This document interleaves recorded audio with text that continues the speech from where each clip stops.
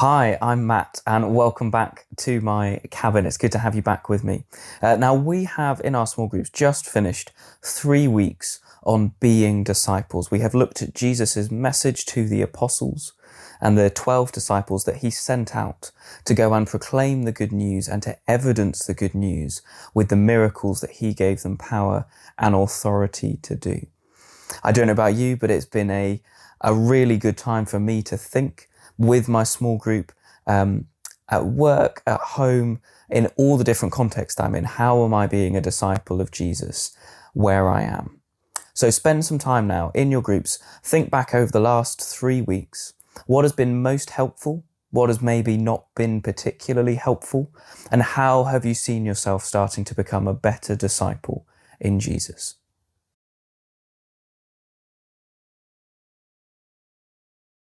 Great. I hope that was a helpful and a useful conversation. I'm sure I know in my small group it will have been.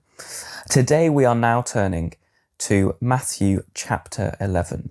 And Jesus's focus and Matthew's focus switches from his disciples, from the general population of Israel, very particularly onto John the Baptist.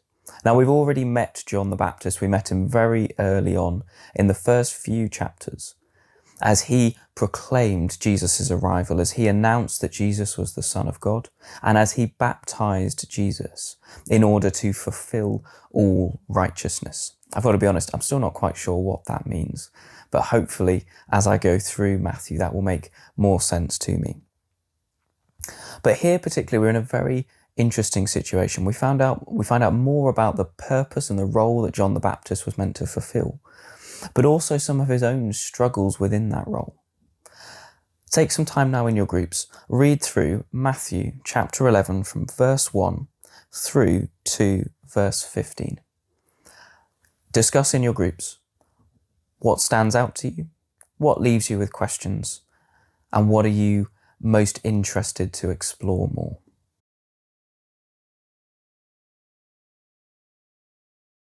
We're going to look at this passage slightly backwards. We're going to start by looking from verse 7 through to verse 15, and then we're going to go back to verses 1 to 6. And hopefully, by the end of this session, you'll see why we're doing that. Now, if we start by looking at verses 7 to 15, we can see that Jesus turns to the crowds of people who are around him. Once John's disciples have come to him and have asked him the question that John asked them to ask Jesus, Jesus now turns to the crowd and he asks them quite provocatively, what did you go out into the wilderness to see? Why did you go and see John? What was so interesting about him? He wasn't a reed being shaken in the wind. He wasn't something ordinary that you see all the time. He wasn't a fancy ruler dressed in soft clothing, giving out commands and guides for life, but really having little touch with reality, barely able to understand what it's like to be a normal person.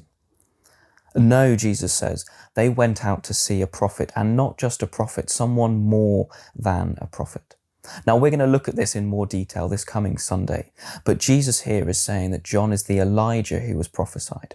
To give you a brief overview, in the Old Testament, particularly towards the end, and particularly in Malachi, which is the last book of the Old Testament, Malachi prophesies that an Elijah will come, a great figure who will lead Israel back to God and who will proclaim the Lord's arrival before he comes. And that's this messenger sent before your face who will prepare the way before you that is talked about in verse 10. That is who Jesus says John is. He goes even further than that, though. Do you see in verse 11, he says, among those born of women, basically among humans, no one is greater than John the Baptist.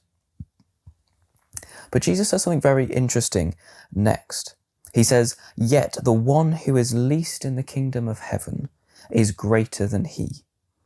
Now, the question you might be having is, how does this work? If John the Baptist is the best human that has ever been born up to this point, how is it that someone who is in the kingdom of heaven, someone who is a Christian, how can they be better than he is?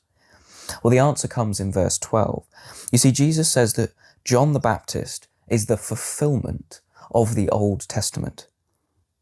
If you see in verse 13, for all the prophets and the law prophesied until John.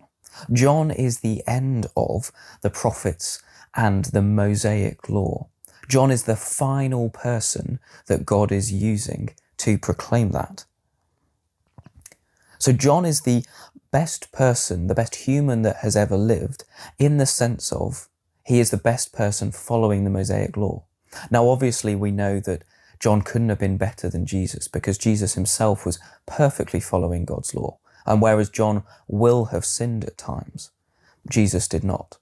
But that's not really the point that Jesus is trying to make. Jesus is saying here that John is the best person to have ever come under the Mosaic law. That is, the Ten Commandments and all of the laws that were given to Moses towards the end of Exodus.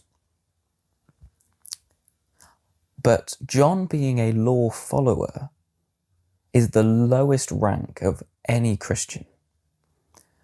And that's because anyone who heard Jesus' message, who heard the good news of the gospel, who wanted to be part of the kingdom of heaven, entered in through faith, trusting not in what they could do, but in what Jesus could do for them. So whilst John is the best human under the Mosaic law, better even than Moses, John doesn't hold any light up to anyone who is a Christian under Jesus' gospel. And that's because John is following the law, but a Christian is there by grace. It's important to bring this up because it's clear from the start that John is one of Jesus' followers. However, John is still under the Old Testament. He is still, though he is trusting in Jesus by faith, he is still one who sees himself as following the law. Which raises an interesting question for us. I don't know about you, but I know I find myself falling into this kind of law mentality of, in order for me to be right with God, I need to do this, or I need to do that.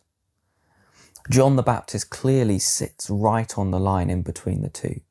He is fulfilling the law and he is following the law, but he knows that the only way he can be saved is through Jesus. But it's a tricky tightrope to walk. Turn now in your groups. Where are you tempted to see yourself following the law? Is it through, maybe it's you're very keen on purity culture. Maybe you're really strict on your boundaries when it comes to what you watch, what you look at online, what you talk about, what you do with your boyfriend or your girlfriend. Maybe it's to do with your family. How do you raise your family up?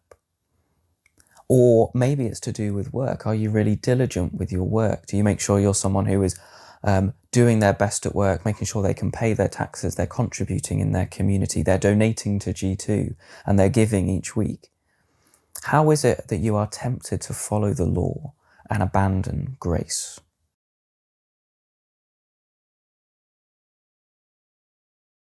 Now, let's jump back to verses 7 to 10. And I know we're doing this in a bit of a weird order, but hopefully it's going to make sense. So Jesus asks a very interesting question when he says, "Who did you go out into the wilderness to see?" And it's a question that we need to be thinking about ourselves here.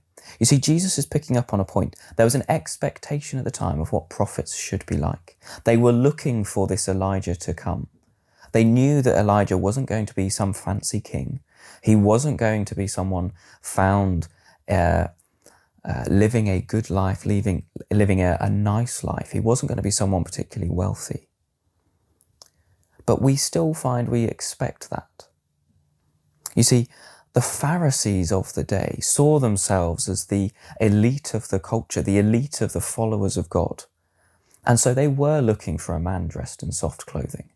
They were looking for someone who was doing well by the world's standards. They cared more about the image of the person than the message they proclaimed. And John the Baptist couldn't have been further than that. For him, it was all about his message, all about what God had told him to say, and what he looked like didn't matter. If you've ever seen The Chosen, which is a dramatization, a bit of an imagining of what it could have been like, based on the gospel accounts, to be a disciple of Jesus, John is shown to be particularly disheveled. He's got a very long beard, he's very dirty, he's got rags for clothes, because he doesn't care what he looks like. He cares about what he has to say. But we're tempted by the Pharisees' mentality today. I know I'm far more likely to listen to someone if they're well presented, if they look like they've had a wash, if they look like they know what they're doing with their life. We place a huge amount of emphasis on looks, and particularly in the church. We look for people to look a certain way, and we almost don't listen to what they have to say if they don't fit our idea of what a good Christian should look like. Have a talk in your groups. How have you experienced this? Have you seen this? Have you been a part of this? Is this something you need to repent of? And why is it important that we focus on the message and not the appearance?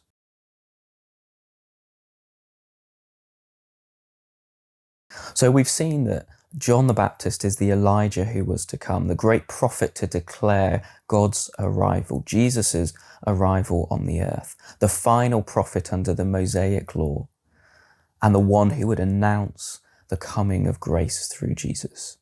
We've seen that he is someone who didn't look particularly impressive, but his message was what was most important.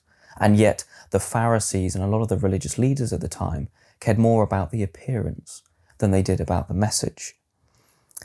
But we see something very interesting in verses 1 to 6. Now, I'm going to be completely honest with you here. I'm not quite sure what John's motivations are here. It's a little bit unclear in the passage. But we see that John is in prison. If we jump ahead a few chapters, we see that John is in prison because he insulted Herod, the tetrarch, the king of the Jews at the time, as it were. Not the same Herod who ordered the children to be killed in, I think it was chapter 2. This was either his son or his grandson. But John had spoken truth to power. He challenged Herod on marrying his brother's wife. And Herod didn't like that, so he put him in prison. And eventually we see that Herod's wife actually finds a way to get John beheaded. But at this stage, John is in prison for preaching that the kingdom of heaven is at hand, for baptizing people in the wilderness, and then for challenging Herod. And he hears about the deeds of the Christ. He hears about all of the signs and the miracles that the Messiah, Jesus, is doing. And so he sends his disciples to ask Jesus a question. But it's not the question I would expect John to ask. With John being Elijah, being the great prophet, to herald the arrival of Jesus, I wouldn't expect John to ask, "Are you the one who is to come? Or shall we look for another?" That sounds like someone who is uncertain, someone who's needing reassurance, maybe someone who is doubting. You see, this question shows that John has heard what is going on and he wants reassurance. He may well be in prison thinking that his time of ministry, of prophesying, of baptizing is coming to an end, and he wants to know that what he has done has been worth it. He wants to know that the person he pointed to and said, "This is the one whom I saw the Spirit of God descending on him like a dove." He wants to know that he's the real deal, that he is the Messiah. And so now that he has heard that Jesus is doing the miracles you would expect of the Messiah, he sends his disciples to go and check. Another reading of this could be that actually perhaps John had a moment of doubt. Perhaps sat in prison, no visitors, knowing that Herod's wife was looking for a way to kill him, that Herod, if he grew a spine, was looking for a way to kill John as well. Perhaps he started to doubt. Perhaps he started to think, maybe everything I've done has been pointless. Maybe I'm not the prophet that I thought God was calling me to be. Maybe my cousin isn't the Messiah. So what's the point in all of this? Now, we don't know. But the key thing is what John does. Whether he's looking for reassurance, whether he's looking for doubt, he goes to Jesus and he asks him for that assurance. He's not like Gideon.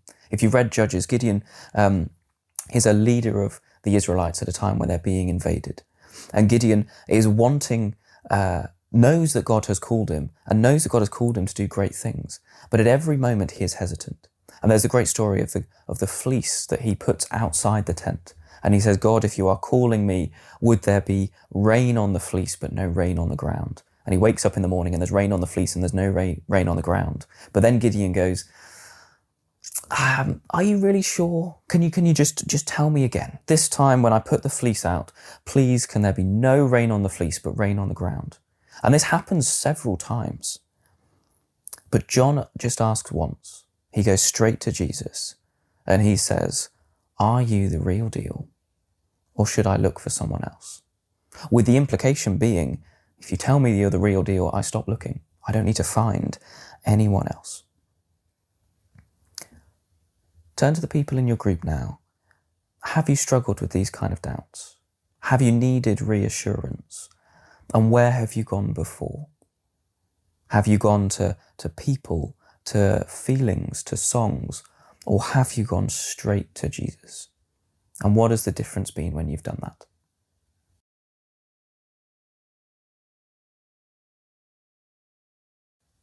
Now, this is what's very interesting about Jesus' response. But I've noticed particularly in wider church culture, not in terms of G2 specifically, but generally charismatic evangelical culture at large, conservative evangelical culture, there's this worry about doubt. There's this worry about asking for reassurance. I know of a few friends that are going through really hard times at the moment, where faith itself can be a struggle each day, where they have genuine questions of wondering why they're going through all this pain if God is a God who loves them, where they might be uncertain about Jesus' power or Jesus' care for them. They might not be sure if Jesus' death can take away their sins or their guilt. But as a church culture, often I think we get that so wrong. We get scared about the questions. We worry that means that someone is trying to step away from their faith. And so we become quite harsh and dismissive. But that's not what Jesus does here. Jesus doesn't even make a question. He doesn't say, but John, you're the great Elijah. Why are you asking me this? Surely you know already. Or he doesn't say, but God is good. Keep trusting. You don't need to ask any more questions. No, you see, Jesus gives John the reassurance and the evidence that he needs. He says, go and tell John what you hear and see. The blind receive their sight, and the lame walk. The lepers are cleansed, and the deaf hear, and the dead are raised up, and the poor have good news preached to them. Jesus says, look at what I'm doing. Look at the signs. Look at what I am saying. That's the reassurance John needs. And doesn't that make so much more sense?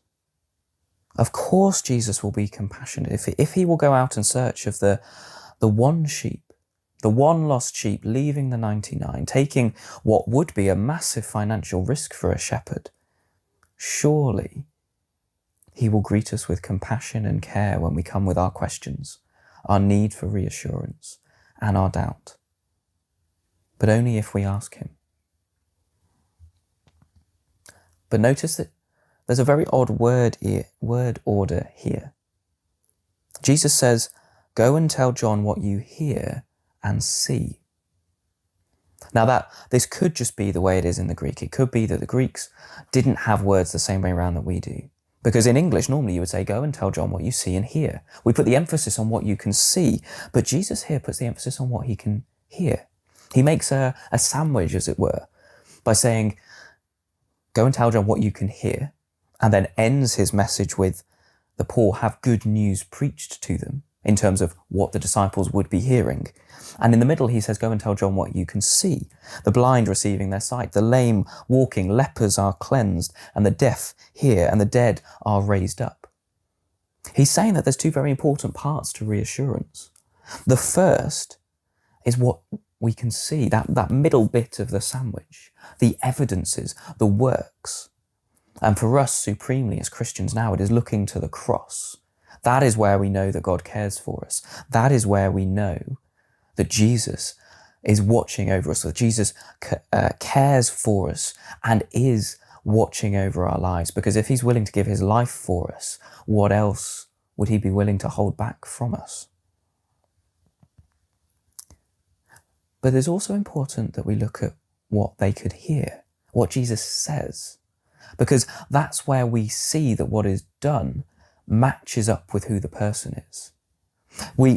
I'm sure you can think of so many examples where we have people who seem to do the right thing, seem to be able to walk the walk as a Christian.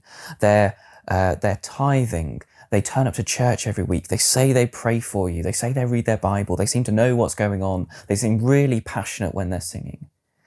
But when you actually talk to them about their faith, there doesn't seem to be anything there. And that's what Jesus is emphasizing here. There will have been people at the time who could have done miracles. There will have been people who will have appeared to have done miracles. But the message they said would not have fit with the miracles you would expect of the Messiah. So Jesus says to the disciples, go and tell John what you hear and what you see. And then he ends with this final odd verse. And blessed is the one who is not offended by me. Now, I don't know about you, but why would Jesus put that there? That seems really odd. It doesn't seem to fit with the flow. He doesn't mention it then in the crowds later on. It's just a bit of a weird verse. But if John is wanting reassurance, if he's wanting to know that Jesus is the real deal, that Jesus is worth betting his life on, then John needs to make sure that he's not offended by Jesus. He needs to make sure that he takes Jesus talking about blessing with Jesus' commandments about lust, about anger, about money. Jesus needs John to know that trusting Jesus completely is worth it. That though there are the signs, though there is the talking, the preaching, though Jesus is walking the walk and talking the talk, John needs to know that betting everything on Jesus will pay off. And this is where perhaps it gets quite hard for us as Christians, because for John, it doesn't pay off in a good life. He doesn't have the middle class ideal of 2.3 children, a nice electric car they can charge up on the side of a semi-detached house. He doesn't have the nice life of a first in his degree and then the ideal grad scheme afterwards. He doesn't have the ideal life in terms of family and friends around him to share all his time with. You see, all of the metrics that we might have to measure being blessed today, John doesn't have. John has something better. He has hope and trust in the one who he had been proclaiming, the one who could bring forgiveness of sins, the one who could truly and completely unite him to God.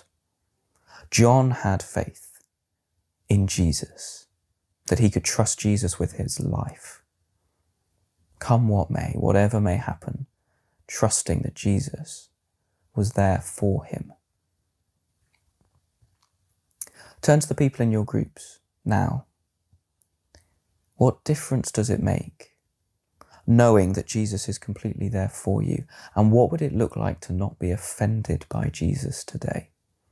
Having trusted that Jesus walks the walk and talks the talk, how do we make sure that we're not offended by Jesus, whatever happens, so that we trust Jesus completely with our lives, even if, and especially if, those ideas of what a nice life would be never come true? Hopefully, we won't end up like John the Baptist, beheaded with our head on a silver platter. But are we prepared for that? And finally, pray. Pray. Our hearts are, if your heart is anything like mine, it is stubborn, it's selfish, it's proud. But God invites us to take our doubts, take our need for reassurance, take our own stubborn, selfish hearts, and ask Jesus to change us. to give us reassurance and to bless us as we are not offended by him.